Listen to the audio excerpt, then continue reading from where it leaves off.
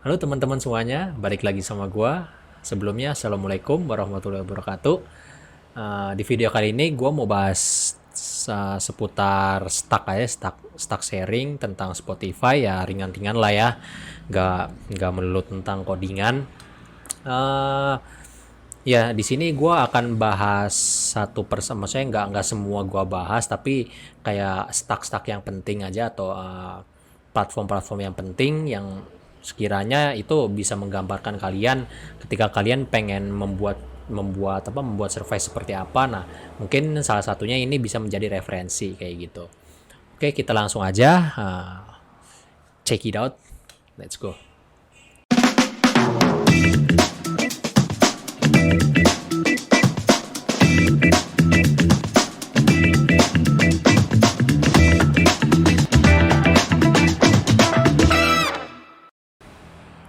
Oke, di sini sebenarnya ini sumbernya dari Stackshare. Kalian bisa ketik aja stackshare.com.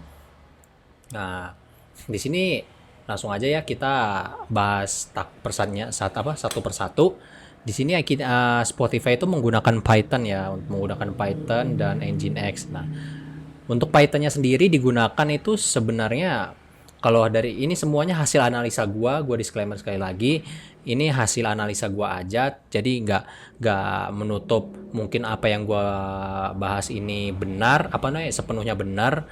Dan ya kalau misalnya kalian lebih tahu, kalian langsung sharing aja di komentar, nggak masalah, kita sharing bareng. Oke ya, yang pertama yaitu kita Python dulu. Python itu kan biasanya digunakan untuk artificial intelligence ya, atau bisa dibilang AI. Penggunaan AI di Spotify itu salah satunya yaitu pemberian rekomendasi ya, bener ya, pemberian rekomendasi atau suggestion musik berdasarkan perilaku pengguna. Jadi misal kalian pernah menggunakan Spotify, kalian sering mendengarkan lagu rock atau pop, atau misalnya kayak kalian itu di satu playlist itu ada beberapa genre yang dimana misalnya ada pop sama rock. Nah itu setelah playlist habis atau musik terakhir itu kan pasti masuk ke random kan, musik random. Nah itu biasanya dia masih masuk ke uh, ranah-ranah genre kalian gitu ya, maksudnya yang meskipun itu bukan bukan lagu kalian atau kalian bahkan gak tahu lagu itu, tapi genre itu masih sama dengan dengan genre yang sering kalian dengar gitu. Atau enggak misalnya di suggestion musik gitu kan, contohnya kayak gini sih.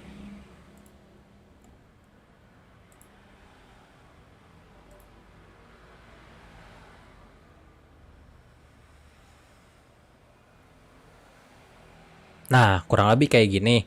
Kalau misalnya suggestion musik atau recommended. Nah, mungkin ini menggunakan salah satu menggunakan Python, pengambil keputusannya yang disempurnakan dengan AI. Nah, kurang lebih kayak gini suggestionnya. Kayak gitu. Oke, kita lanjut lagi. Jadi itu ya, Python itu untuk artificial intelligence. Mungkin ada yang lebih dari itu, cuma ini ya versi gua aja, versi asumsi gua.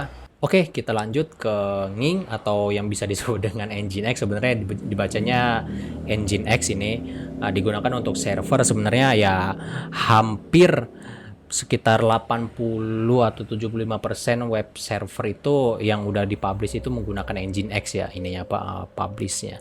Itu ya agar performanya itu lebih cepat aja, lebih cepat dari Apache. Mungkin kurang tahu sih gue berapa persennya, maksudnya skalanya itu berapa. Yang pasti si Spotify ini kan fitur live stream, bukan live, lebih tepatnya kayak musik stream ya, musik stream dimana dia mengutamakan kecepatan terlebih dahulu. Jadi kalau misalnya musiknya itu ada lemot atau pemrosesan dari servernya itu lambat, itu kan kemungkinan ya keluar di klien pun akan lambat gitu, akan kurang optimal, dan membuat pelanggan juga atau pendengarnya itu ya kurang puas lah, dan ya it's gone gitu kan. Oke, kita lanjut ke bagian berikutnya. Nah, ini Java. Nah, Java ini ya seperti kalian tahu ya, kalau misalnya kalian juga awal mula belajar programming itu kan di Java ya, menggunakan Java. Itu kan digunakan sebenarnya kan ini aplikasi natif ya. Jadi kalau misalnya aplikasi natif itu emang lebih bagus dibuild dengan Java. Nah, Java ini stack utama dari Spotify sendiri. Jadi Oke, jadi Java ini sebagai stack utama dari aplikasi yang biasa kalian pakai di mobile itu, ya itu ya menggunakan Java ini. Uh, apa ya, object oriented ya, object oriented kan ini ya.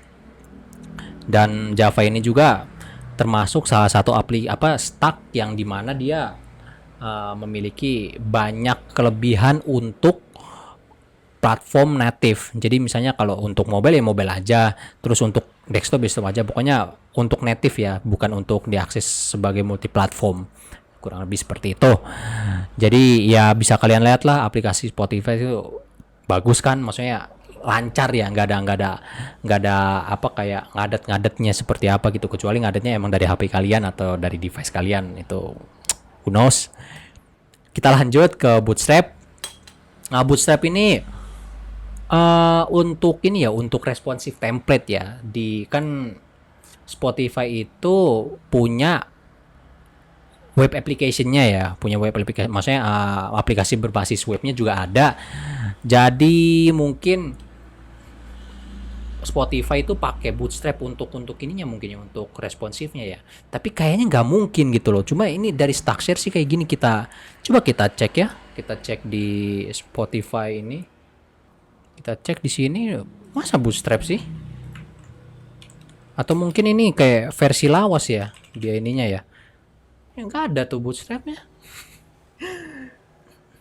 Kayaknya bukan pakai Bootstrap udah. Dulu iya mungkin pakai Bootstrap ya. Mungkin Stackshare belum update lagi. Cuma ini emang gue juga kayak nggak percaya sih kalau pakai Stackshare, maksudnya pakai Bootstrap gitu loh. Nah, ini nih, ya cuma ya bisa bisa menutup kemungkinan juga Bootstrapnya di rombak atau di custom yang dimana dia mengambil kayak kode-kodenya, kode CSS-nya lalu dibikin ulang atau di rebuild kelasnya menjadi ya seperti tidak terlihat menggunakan Bootstrap gitu ya. Cuma ya nggak tahu, mungkin ini versi dulu kali ya, versi dulu di Spotify menggunakan Bootstrap, kurang lebih kayak gitu kali ya. Oke, nggak usah dipikirin kalau itu. Intinya sih kalau Bootstrap ya untuk responsive layer aja. Oke, kita lanjut ke Docker. Ini Docker sebenarnya lebih ke DevOps-nya ya. DevOps-nya itu apa ya, kayak deploy application to public ya, to publish. Itu tuh Docker itu seperti kalian tahu atau misalnya kalian belum tahu ya, ini mungkin sekedar pengetahuan kalian aja. Jadi Docker itu sebagai service container di mana ketika gini-gini, Docker itu digunakan untuk salah satunya tujuannya biar infrastrukturnya itu menjadi microservice gitu ya, microservice atau bisa dengan bahasa Indonesianya sih kayak gitu. Jadi bisa dibilang kayak dipecah-pecah gitu ininya. Misalnya kayak kalau Spotify ini kita ngomongin servisnya dulu atau fitur lah ya, atau service ya, benar. Service misalnya service pembayaran, service berlangganan ya, subscribe. Itu ada service kayak service musiknya, ada service untuk podcast, ada service untuk apapun itu. Nah, itu mungkin dipisah. Nah, Docker ini salah satu Spotify ini menggunakan Docker salah satu untuk menunjang microservice mereka, dan juga dengan menggunakan Docker juga kita itu infrastruktur dari aplikasi Spotify ini atau aplikasi apapun itu akan lebih memiliki kemampuan untuk scalable gitu kan. Jadi kayak ibaratnya ada scale in sama scale out gitu kan.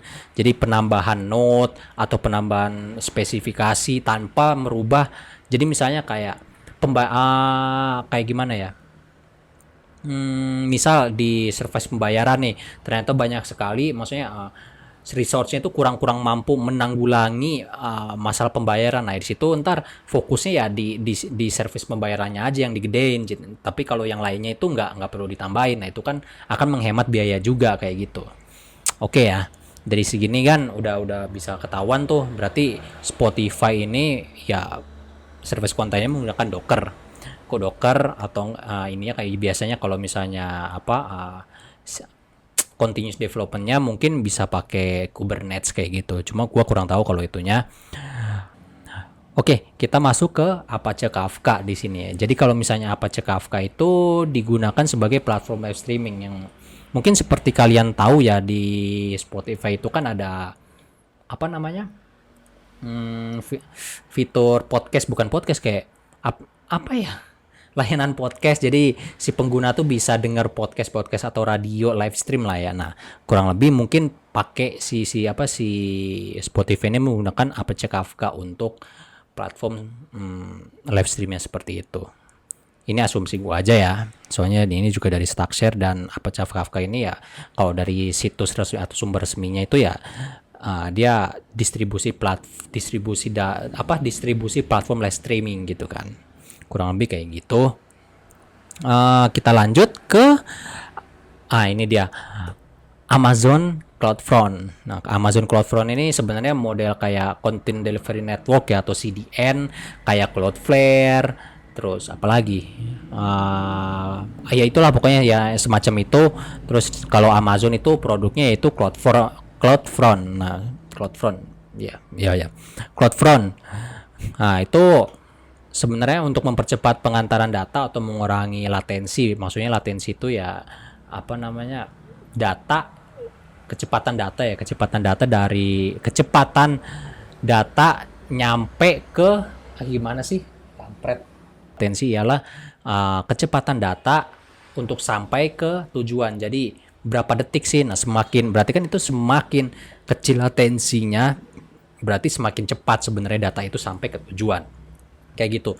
Terus Amazon CloudFront ini sebenarnya bisa, atau bukan Amazon CloudFront doang, tapi CDN itu sebenarnya sistemnya itu kayak dia menyebarluaskan data. Jadi tiap apa namanya, sentralnya ada, tapi tiap titik misalnya kayak untuk negara mana itu selalu ada gitu. Jadi misalnya si A atau gua dari Indonesia, istilahnya gua dari Indonesia, gue ngirim data ke ke Spotify itu kan berarti misalnya Spotify server ininya Amazonnya ada di titiknya ada di Jakarta misalnya.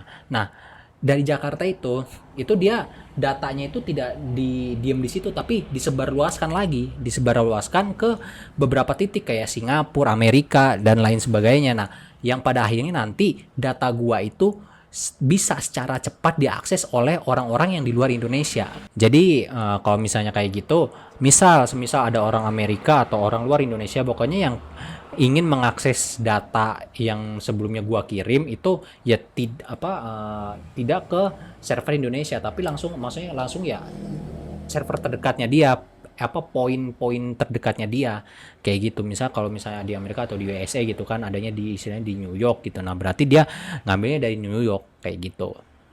Sama kurang lebih seperti kayak itu content delivery ini sistem kerjanya. Oke, kita sampai di Amazon S3. Nah, Amazon S3 ini Simple Storage Service ya. Jadi Simple Storage Service ini ya, seperti kalian tahu, yaitu sebagai penyimpanan data secara cloud benar. Itu digunakan karena kenapa sih S3 itu sering digunakan ya, karena salah satunya itu memudahkan operasi in dan out, input sama output secara aplikasi gitu. Jadi dia tuh udah punya API sendiri ketimbang kita menggunakan hosting ya, ketimbang kita menggunakan server fisik yang dimana ya kita lebih ribet untuk masalah integrasi antara hardware dengan sistemnya, hardware dengan aplikasi kita. Nah, kalau misalnya S3 ini sebenarnya udah disediain, kita tuh udah dapat API buat nge-create, buat delete, terus habis itu kayak ngupdate data, bukan database, tapi datanya gitu kan. Nah, ini Amazon S3 ini sebenarnya udah booming karena itu gitu loh, salah satunya. Dan ya beberapa mungkin juga kayak kecepatannya juga lebih bagus, lebih optimal ketimbang kayak menggunakan server fisik kayak gitu. Oke, jadi ya kurang lebih sih kayak gitu ya. Spotify menggunakan CloudFront sama S3. Jadi perpaduan antara S3 dengan CloudFront itu mungkin membuat Spotify ini emang terasa tidak ada latensinya gitu. Jadi kayak nggak ada nge-lag-nya ya. Mungkin kalau nge-lag itu dari provider lu pada kali ya. Oke, kita lanjut ke Google BigQuery.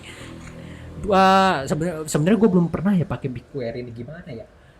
Jadi kalau query built in, jadi BigQuery ini kalau kalau gue baca dari sumbernya ya, gue baca di beberapa sumber itu kayak dia tuh macam apa ya?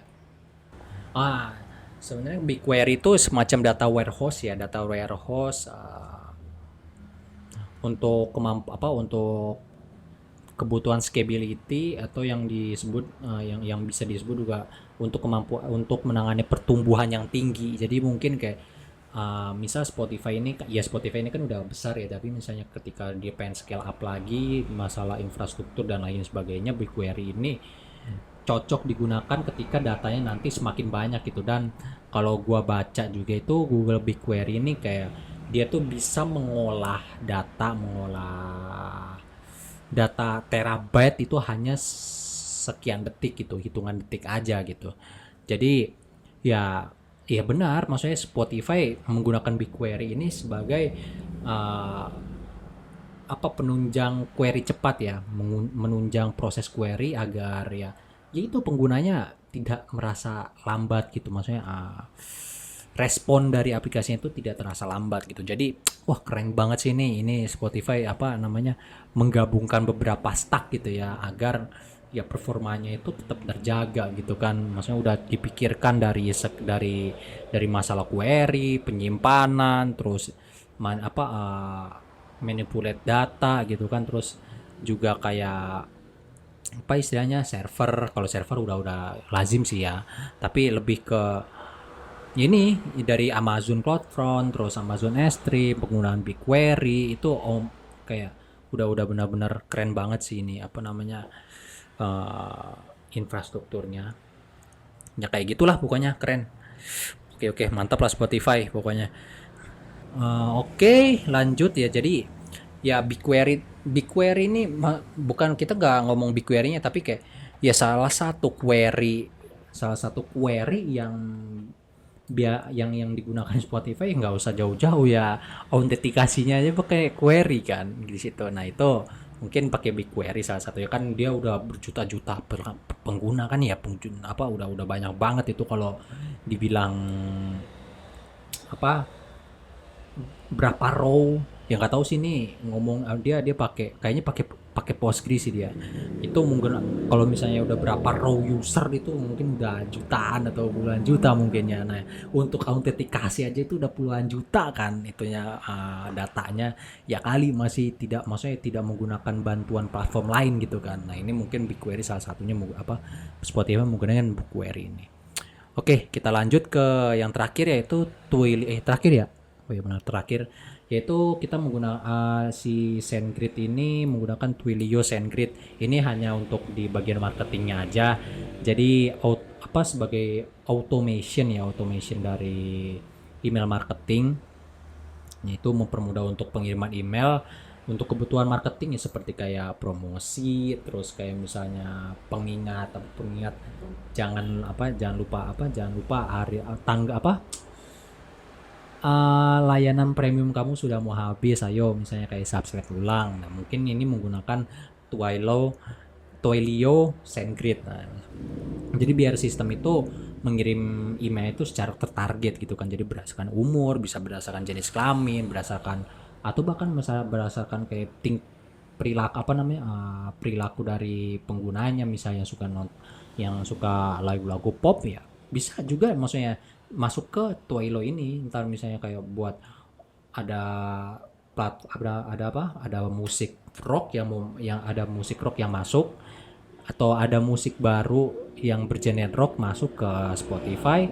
Nah ini promosinya ya menggunakan Twilio ini. Jadi si si marketingnya pun nggak terlalu ribet untuk masalah pengemailan.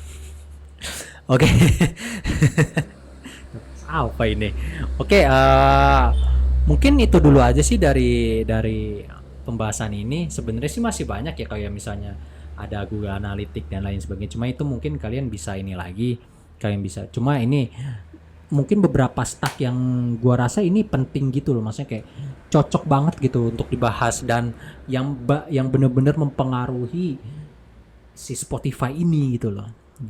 Kalau kalau menurut gue ya. Tapi kalau misalnya kalian pengen nge-share atau ada kesalahan dari omongan gue atau dari apa yang gue bahas ini, kalian langsung komentar aja di bawah. Gak usah sungkan, pokoknya kita share di sini, kita bareng-bareng.